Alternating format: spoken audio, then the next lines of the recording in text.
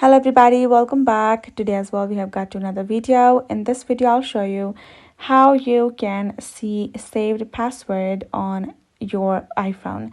But before that, please do make sure to like our video, subscribe our channel, and yes, without any further delay, let's get started.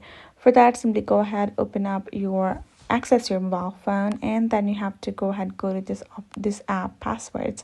Now this is a default password, and what you need to remember is that you have to make sure when you create a password or sign in your any apps, in any websites, and change passwords, you make sure when you have option of saving your password in your iPhone, you choose the iPhone passwords, not your Google account. Once you have got here, you will be able to check out. You can see there are 42 passwords saved, passkeys, Wi-Fi codes, and everything is right over here. And if you want to check out your password, you just need to tap on this all password section.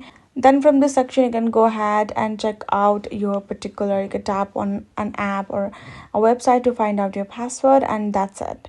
So that's all it takes. Hope this video helped. Thank you so much for watching, and I'll see you guys in our next video.